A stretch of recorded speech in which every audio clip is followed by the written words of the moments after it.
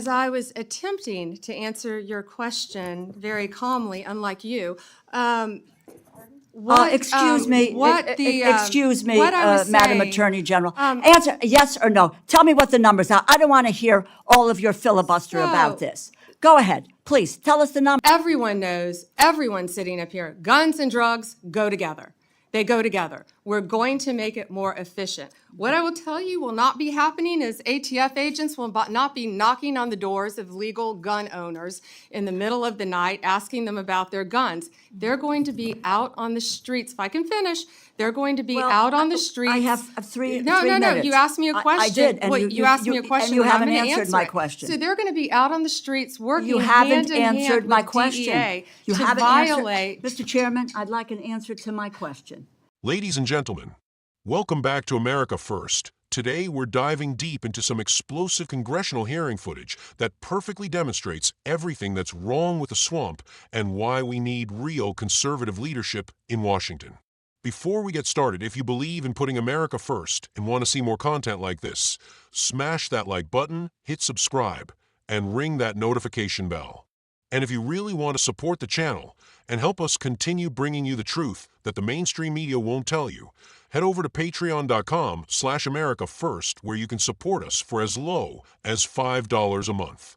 Every dollar helps us stay independent and keep fighting for conservative values.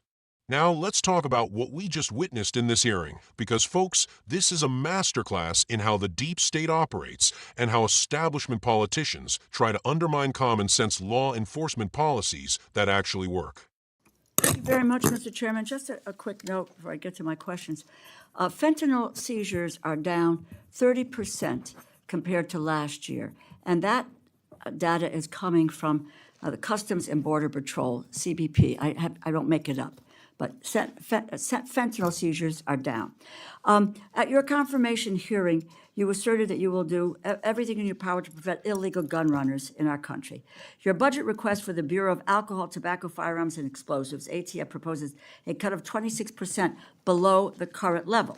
How can you justify such a massive cut without inevitably weakening ATF's ability to help our state and local law enforcement fight illegal gun trafficking? How many ATF law enforcement officers and industry operations investigators do you anticipate will be lost to attrition as a result of this funding reduction you're proposing? So, I am a career prosecutor, and I believe in keeping America safe, making America safe. First, what we're doing is ATF is going to be brought over with DEA. Everyone knows, everyone sitting up here, guns and drugs go together.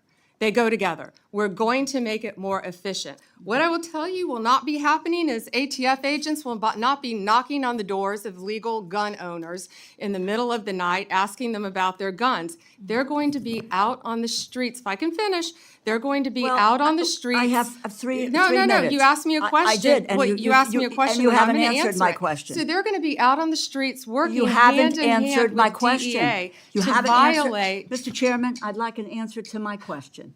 And the question is not being answered. How many ATF law enforcement officers and industry operations investigators do you anticipate will be lost to attrition as a result of the funding reduction you are proposing? You are proposing a 26% cut to ATF for fiscal year 2026, as well as a 4.4% cut to DEA. So you're going to merge the two agencies together, and then you're going to shortchange their resources, so neither one of them will be able to do the job that they have been designed to do. You've got a 34% cut to the high-intensity drug trafficking areas program, no dedicated money at all for the Organized Crime Drug Enforcement Task Force.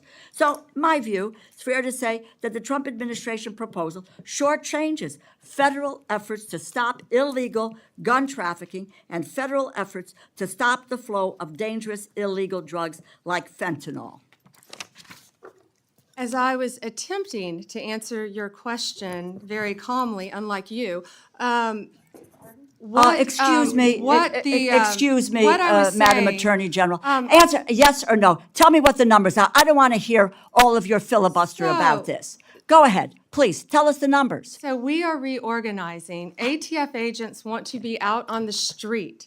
Okay, working let with me answer the DEA question for you. agents. I'm going to answer it for you.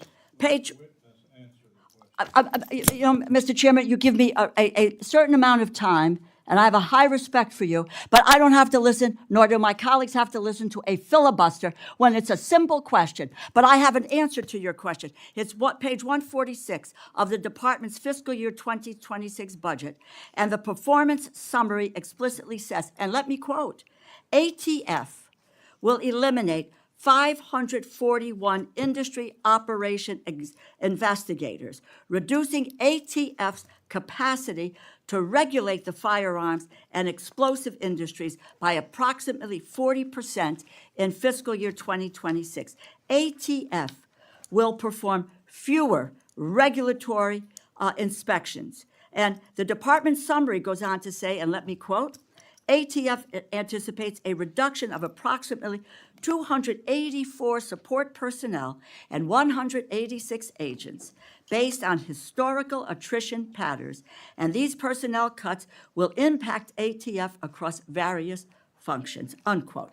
If the capacity to regulate firearms industry is reduced by 40%, if you are losing 186 ATF law enforcement agents, on top of that, it is clear the direction you are headed with this budget, and that's what it is, isn't it? The proposal will weaken our ability to stop gun trafficking, and it will greatly reduce ATF support for state and local law enforcement that helps them prevent and solve violent crimes. It's a bad proposal. Do you want to hear my answer in 3 seconds? You mentioned regulatory functions. We will not be having ATF agents go to the doors of gun owners in the middle of the night asking them about their guns, period. They will be out on the streets with DEA, guns and drugs How many go are together. gone? It will be attrition. We are not firing agents. They Who are- will be working how with many have DEA. taken attrition? Can I tell you that they all want to be on the streets? They want to be doing their jobs. They want to be But you're getting them seizing off guns. the streets. They You're want getting to. them We're off the putting streets. them on the And- streets. and- They want to be working with you, DEA. you are getting them off the We will be streets. There is no efficient. clear, and Mr. We will Chairman, be I yield back my efficient. time. I yield back my time. Let's get some answers here. First, let's address the elephant in the room that this Democratic representative completely glossed over. Fentanyl seizures are down 30%. Down 30%. Do you know what that means? That means the policies being implemented are working. When you have fewer drugs being trafficked across our border, you seize less drugs. It's basic math, but apparently basic math is too complicated for some people in Congress. This representative wants to frame this as some kind of failure, but any rational person can see that when you have effective border security and smart law enforcement strategies, the amount of drugs coming into our country decreases. That's a victory, not a problem. But instead of celebrating this win for American families and communities, what does this representative do? They immediately pivot to attacking budget cuts to the ATF. And let me tell you something about the ATF that this representative doesn't want you to know. The ATF has been weaponized against law-abiding American gun owners for decades. They've been used as the enforcement arm of unconstitutional gun control measures that do nothing to stop criminals, but everything to harass ordinary Americans who are simply exercising their Second Amendment rights. The nominee's response here is absolutely brilliant and shows exactly the kind of common-sense leadership we need. He's talking about reorganizing federal law enforcement to actually focus on real criminals instead of going after law-abiding citizens. When he says ATF agents won't be knocking on doors of legal gun owners in the middle of the night asking about their guns, that's music to the ears of every patriot in America.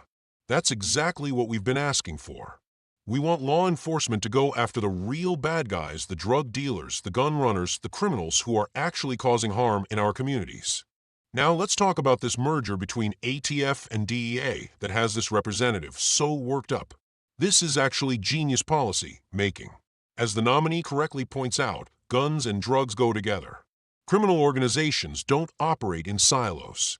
The same cartels bringing fentanyl across our border are the same ones running illegal firearms. The same street gangs dealing drugs are the same ones involved in gun trafficking.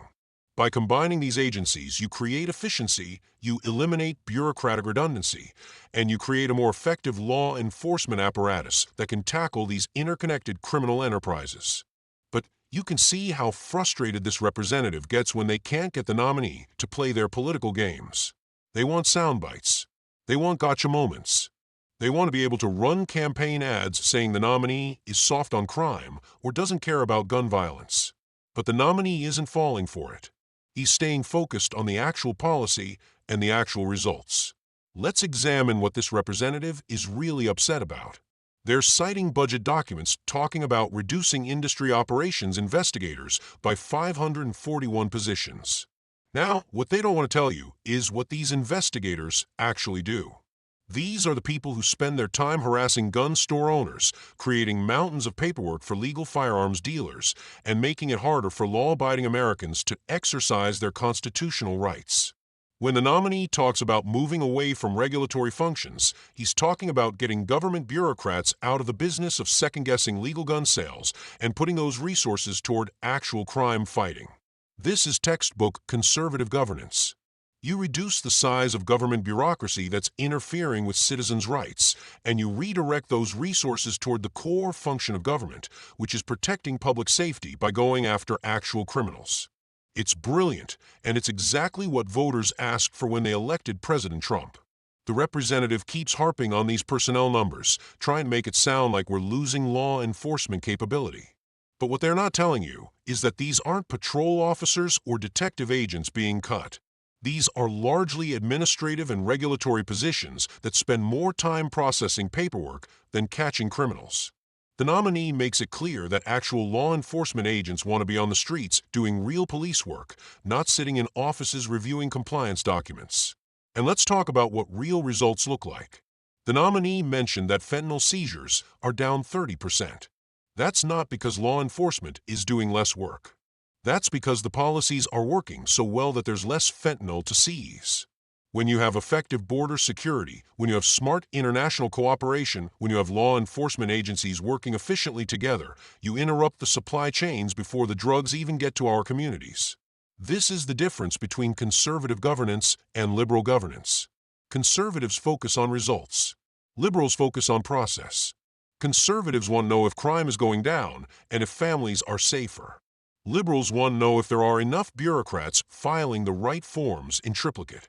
The representative's frustration in this hearing is palpable, and it tells you everything you need to know about how the establishment operates. When they can't get the answers they want, when they can't create their political theater, they resort to accusations and interruptions. You can hear it in their voice. They're not interested in having a substantive policy discussion. They want to score political points. But the nominee handles this perfectly. He stays calm, he stays focused on the mission, and he doesn't let them bait him into saying something that can be taken out of context. That's the kind of leadership we need in our law enforcement agencies. People who understand that the job is protecting Americans, not playing politics. Now, let's address the broader context here. We're living in a time when crime is surging in many American cities, largely because liberal district attorneys and mayors have implemented policies that prioritize criminals over victims. We have cities where theft under a certain dollar amount isn't even prosecuted. We have district attorneys who refuse to seek appropriate sentences for violent criminals. We have mayors who have defunded police departments and then act surprised when crime goes up. In this environment, it's absolutely crucial that federal law enforcement agencies focus their limited resources on the most serious threats. And those threats aren't law-abiding gun owners who are trying to buy firearms legally. Those threats are the international criminal organizations bringing poison into our communities, the gang members who are shooting up our neighborhoods, and the career criminals who are committing violent crimes and then getting released without bail to commit more crimes. The reorganization that this nominee is proposing addresses these real threats. By combining ATF and DEA, you create an agency that can follow the money, the drugs, and the guns all the way up the criminal food chain. Instead of having separate agencies that sometimes work at cross purposes or duplicate each other's efforts, you have one streamlined organization with a clear mission. And let's be honest about what the current ATF has become under previous administrations. They've been used to implement gun control policies that Congress never passed. They've changed interpretations of existing laws to effectively ban certain types of firearms and accessories without any legislative input. They've conducted raids on gun stores and individual gun owners based on paperwork violations that any reasonable person would consider minor administrative errors. This is not what the ATF was created to do. The ATF was supposed to go after bootleggers and gun runners, not harass small business owners and law-abiding citizens. By refocusing the agency on its core mission and integrating it with drug enforcement efforts, you're actually returning to the original purpose of these agencies. The representative in this hearing keeps talking about reducing capacity to regulate the firearms industry. But what they really mean is reducing the government's ability to interfere with legal commerce. When law-abiding Americans want to buy firearms, when gun stores want to operate legally, when manufacturers want to produce products that are legal under current law, the government shouldn't be creating unnecessary obstacles and red tape. This is about the proper role of government in a free society. Government should enforce existing laws against people who break them. Government should not create new bureaucratic hurdles for people who are following the law. The nominee understands this distinction, and that's why his approach makes so much sense. What we're seeing in this hearing is a perfect microcosm of the broader battle between the America First movement and the Washington establishment. The establishment wants more bureaucracy, more regulations, more government interference in the lives of ordinary Americans. The America First movement wants effective government that focuses on its core responsibilities and gets out of the way of law-abiding citizens. When the nominee talks about putting agents on the streets instead of behind desks processing regulatory paperwork, that's America First governance. When he talks about going after real criminals instead of harassing legal gun owners, that's America First governance. When he talks about creating efficiency by combining agencies that should be working together anyway, that's America First governance. The establishment representative in this hearing is defending the status quo because the status quo benefits them politically. They can point to big bureaucracies and claim they're tough on crime, even when those bureaucracies are wasting resources on activities that don't make anyone safer. They can cite budget numbers and staffing levels without ever having to explain whether those numbers actually translate to better outcomes for American families. But we're past the point where Americans are satisfied with big government for the sake of big government. We want government that works. We want law enforcement that catches criminals. We want border security that stops drugs from coming into our communities. We want agencies that focus on their mission instead of political theater. This hearing also demonstrates why it's so important to have nominees who understand the real-world consequences of policy decisions. This nominee isn't some career politician who's never been outside of Washington. He's a career prosecutor who has actually put criminals behind bars. He knows the difference between activities that enhance public safety and activities that just create paperwork. That experience shows in how he handles these questions. He doesn't get rattled by political attacks. He doesn't fall for obvious traps. He stays focused on the substance of what he's trying to accomplish, which is making American communities safer by going after the people who are actually causing harm. The bottom line is this: Americans want law enforcement agencies that protect law-abiding citizens and go after real criminals. They don't want agencies that spend their time creating obstacles for people who are trying to follow the law. They want their tax dollars spent on activities that actually improve public safety, not on bureaucratic busy work that generates reports nobody reads. This reorganization plan accomplishes those goals.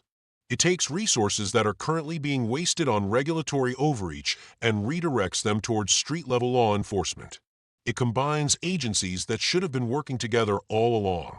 It creates accountability by focusing on measurable outcomes instead of process compliance. That's why this representative is so frustrated in this hearing. They can't attack the logic of the plan, so they resort to attacking the numbers without context. They can't argue that the current system is working better, so they try to create fear about change. They can't defend the status quo on its merits, so they try to make the nominee look unreasonable for not giving them the sound bites they want. But Americans are smarter than that. They can see through the political theater. They understand that real reform requires making hard choices about priorities. They know that you can't solve every problem by throwing more money and more bureaucrats at it. What they want is leadership that focuses on results. Leadership that understands the difference between activity and achievement. Leadership that puts the safety and rights of law-abiding Americans first instead of protecting the interests of government bureaucracies. That's what we're seeing from this nominee, and that's why the establishment is so threatened by this approach. It represents everything they've been fighting against for decades. It represents the idea that government should serve the people, not the other way around. So when you watch this hearing, don't get distracted by the political theater and the gotcha questions. Focus on the substance of what's being proposed. Focus on whether these changes will make your community safer. Focus on whether these changes will protect your constitutional rights. Focus on whether these changes represent good stewardship of your tax dollars. When you do that analysis, the choice becomes clear. This reorganization plan represents exactly the kind of reform that Americans voted for. It's practical, it's focused on results, and it puts America first. Patriots, this is why your support matters so much. This is why channels like ours are essential for getting the truth out there. The mainstream media isn't going to give you this kind of analysis. They're going to focus on the drama and the political horse race. They're going to repeat talking points from establishment politicians without examining whether those talking points make any sense. But we're here to cut through the noise and help you understand what's really happening in Washington. We're here to explain why these policy fights matter for your daily life. We're here to defend conservative principles and America First governance against establishment attacks. So if you want to see more content like this, if you want to support independent conservative media, if you want to be part of the movement that's fighting to take our country back, head over to patreon.com/AmericaFirst and join our community. For as low as $5 a month, you can help us continue this important work. And don't forget to like this video, subscribe to the channel, and share it with your friends and family. The only way we counter the establishment narrative is by spreading the truth as widely as possible. Every like, every share, every subscription helps us reach more Americans with the message they need to hear. Until next time, keep fighting for America first, and remember that the swamp hates us because we're winning. Thanks for watching, Patriots.